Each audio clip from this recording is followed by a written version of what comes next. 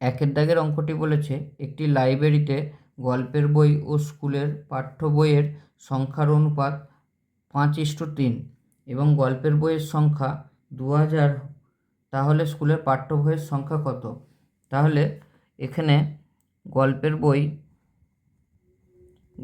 বই অনুপাত পাঠ্য বই সমান 5:3, অর্থাৎ মোট যদি 5 আর 3 8খানা বই থাকে, তার মধ্যে 5টা বই হচ্ছে গল্পের বই এবং 3খানা বই হচ্ছে পাঠ্য বই। এই হিসাবে এখানে গল্পের বইয়ের সংখ্যা বলে দিয়েছে 2000। তাহলে আমরা যদি 2000কে 5 দিয়ে ভাগ করি, 5 দিয়ে করলে 5 4 5 20, 0 মানে 400। তার মানে গল্পের বইকে 5 ইন্টু যদি 400 করি অনুপাত দিয়ে, তাহলে পাঠ্য বই 3 ইন্টু 400 করতে হবে, যাতে অনুপাতটা আমাদের একই থাকে। কারণ 400 400 কেটে গেলে আগেরবারে 5:3 পাই।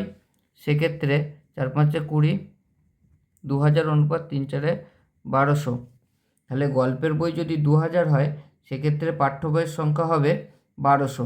তাহলে আমাদের পাঠ্য বইয়ের সংখ্যাই চেয়েছে, অতএব পাঠ্য বইয়ের সংখ্যা সমান 1200। 1200 হচ্ছে অপশান ডি এতে আছে, তাহলে অপশান ডি 1200 এটি আমাদের উত্তর হবে।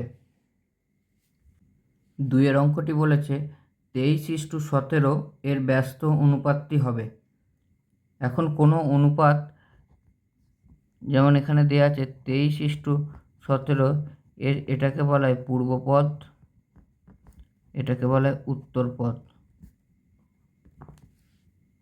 এখন কোনো অনুপাতের ব্যস্ত অনুপাত যদি নির্ণয় করতে হয়, তাহলে উত্তর পদটাকে পূর্ব পদে লিখতে হবে এবং পূর্ব পদটাকে উত্তর পদের ঘরে লিখতে হবে।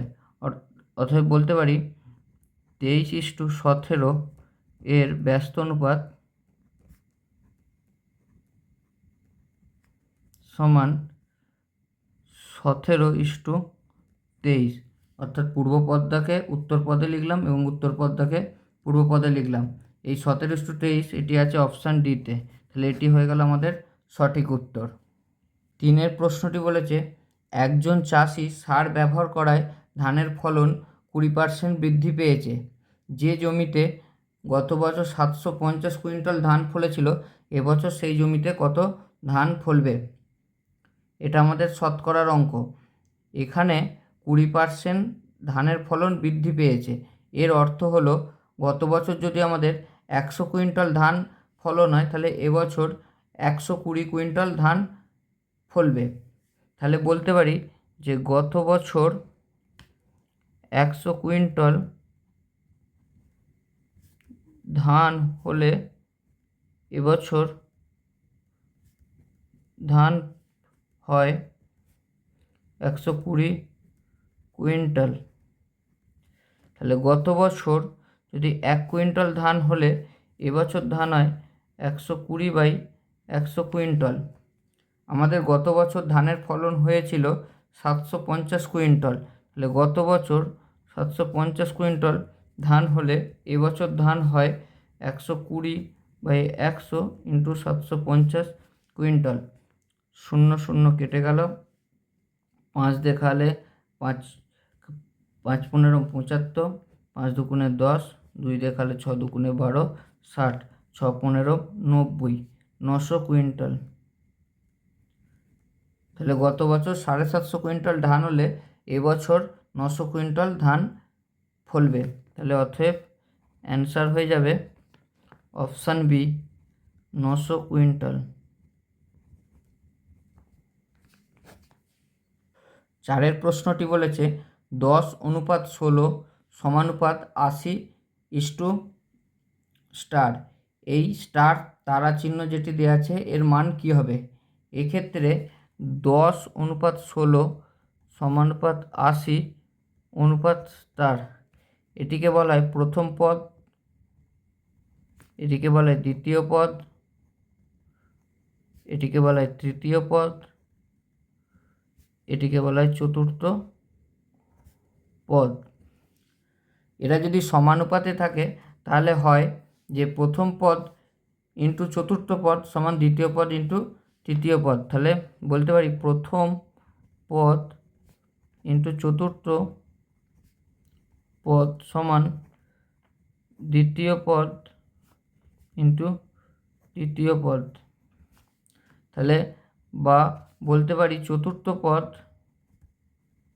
সমান দ্বিতীয় পদ ইন্টু তৃতীয় পদ বাই প্রথম পদ। এক্ষেত্রে আমাদের দ্বিতীয় পদের মান বলে দিয়েছে 16, তৃতীয় পদের মান বলে দিয়েছে 80 বাই প্রথম পদ হচ্ছে 10, 0 0 কেটে গেল সমান 128। তাহলে অ্যান্সার হচ্ছে আমাদের অপশান ডি 128। 5 অঙ্কটি বলেছে একজন শাড়ি বিক্রেতা 850 টাকায় একটি শাড়ি ক্রয় করে 16% লাভে বিক্রি করেছেন।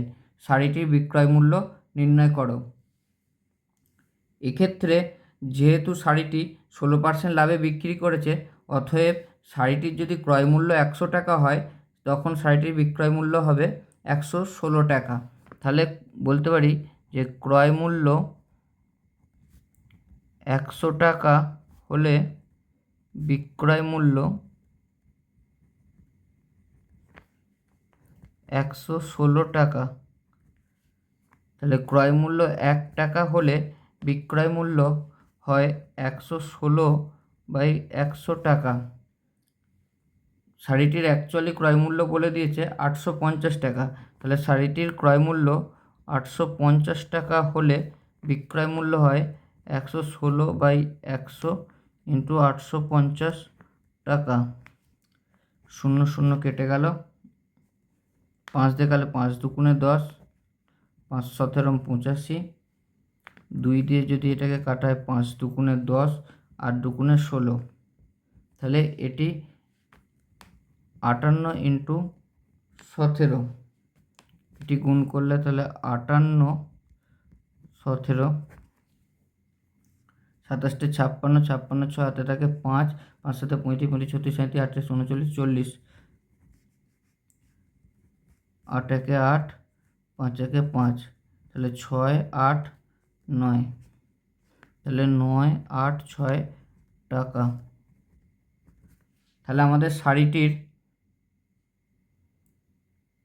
শাড়িটির বিক্রয় মূল্য হবে অপশানে 986 টাকা। অতএব বিক্রয় মূল্য অপশান এ 986 টাকা, এটাই আমাদের সঠিক উত্তর। 6 অঙ্কটি বলেছে 20 28 40 এর চতুর্থ পদটি কত হবে। একটু আগে আমরা দেখলাম যে চতুর্থ পদ অর্থাৎ 20টাকে প্রথম পদ, 28টাকে দ্বিতীয় পদ এবং 40টাকে তৃতীয় পদ বলা হলে এবং এরা যদি সমানুপাতিতে থাকে তাহলে বলতে পারি চতুর্থ পদ সমান দ্বিতীয় পদ গুণিতক তৃতীয় পদ বাই প্রথম পদ। এক্ষেত্রে দ্বিতীয় পদ হচ্ছে 28 গুণিতক তৃতীয় পদ হচ্ছে 40 বাই প্রথম পদ হচ্ছে 20, 20 দিয়ে করলে 20 দুগুণে 40, তাহলে 28 দুগুণে 56। তাহলে অতএব চতুর্থ পদটি হবে 56। 56 আছে হচ্ছে অপশান বি। 7 প্রশ্নটি বলেছে 30 পয়সা 1 টাকার কত অংশ। এখানে 30 পয়সা আর 1 টাকা, একটা পয়সায় দেওয়া আছে একটা টাকায় দেওয়া আছে, তাই আমরা টাকাটাকে পয়সায় নিয়ে চলে যাব। আমরা জানি 1 টাকা সমান 100 পয়সা, 1 টাকা সমান 100 পয়সা। অতএব বলতে পারি 30 পয়সা 1 টাকার অংশ সমান 30 বাই 1 টাকা মানে 100 পয়সা, এত অংশ, 0 0 কেটে গেল সমান 3/10 অংশ। তাহলে অপশান অ্যান্সার হয়ে যাবে অপশান এ 3/10। 8 অঙ্কটি বলেছে 20কে দুটি মৌলিক সংখ্যার যোগফল রূপে কত রকমভাবে প্রকাশ করা যায়। তাহলে 20কে আমরা দুটো সংখ্যার যোগফল আকারে কীভাবে প্রকাশ করতে পারি দেখি। 20কে আমরা 1 + 19 = 20 পাই, 2 + 18 = 20 হয়, 3 + 17 = 20 পাই, 4 + 16 = 20 পাই, 5 + 15 = 20 পাই, এইভাবে 6 + 14 = 20 পাই, 7 + 13 = 20 পাই, 8 + 12 = 20 পাই, 9 + 11 = 20 পাই, আর 10 + 10 করলে 20 পাই। তাহলে এইভাবে আমরা দুটো সংখ্যাকে যোগ করে 20 পেতে পারি। কিন্তু এখানে বলেছে 20কে দুটি মৌলিক সংখ্যার যোগফল রূপে প্রকাশ করো, অর্থাৎ দুটো সংখ্যা যোগ করবো তারা মৌলিক হতে হবে। 1 আর 19-এর মধ্যে 19 মৌলিক সংখ্যা, কিন্তু 1 মৌলিক সংখ্যা নয়, তাই এটা হবে না। 2 আর 18 এরা মৌলিক সংখ্যা নয়, তাই এরা হবে না। 3 আর 17 এরা দুজনেই মৌলিক সংখ্যা, তাই এটাকে আমরা নেব। 4 আর 15-র মধ্যে 4 আর 16-র মধ্যে 4, 16 এরা মৌলিক সংখ্যা নয়, তাই এটা নেব না। 5 আর 15-র মধ্যে 5 মৌলিক, কিন্তু 15 মৌলিক নয়, তাই এটাও নেব না। 6 আর 14 এরা মৌলিক সংখ্যা নয়, নেব না। 7 আর 13 দুটোই মৌলিক সংখ্যা, তাই এটাকে নেব। 8, 12 এরা মৌলিক সংখ্যা নয়, তাই এটা নেব না। 9, 11 মৌলিক সংখ্যা হলেও 9 যেহেতু মৌলিক সংখ্যা নয়, তাই এটাও নেব না। আর 10 তো মৌলিক সংখ্যা নয়, তাহলে এটাও নেব না। তাহলে আমরা 20কে দেখছি দুটোভাবে, যখন 3 আর 17 যোগ করছি 20 পাচ্ছি, এরা মৌলিক সংখ্যা। আর 7 আর 13 যখন যোগ করছি তখনও 20 পাচ্ছি, এরাও মৌলিক সংখ্যা। তাহলে অতএব দুভাবে প্রকাশ করা যাচ্ছে, অর্থাৎ অ্যান্সার হয়ে যাচ্ছে দুভাবে, যেটা আমরা অপশান বিতে রয়েছে। 9 অঙ্কটি বলেছে একজন সাইকেল বিক্রেতা 1600 টাকায় একটি সাইকেল বিক্রি করে 25% লাভ হয়েছে, সাইকেলটির ক্রয় মূল্য কত? একটু আগে আমরা এরকম একটা অঙ্ক করলাম, যেখানে বলেছিলাম যে যদি লাভে বিক্রি হয়, অর্থাৎ 100 টাকা ক্রয় মূল্য হলে বিক্রয় মূল্য 125 টাকা হবে।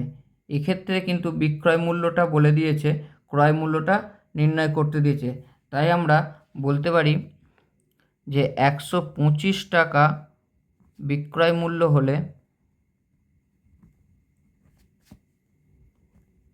ক্রয় মূল্য 100 টাকা হবে। তাহলে 1 টাকা বিক্রয় মূল্য হলে ক্রয় মূল্য 100/125 টাকা হবে। আমাদের বিক্রয় মূল্য বলে দিয়েছে 1600 টাকা, তাহলে 1600 টাকা বিক্রয় মূল্য হলে ক্রয় মূল্য হবে 100/125 ইন্টু 1600, এত টাকা।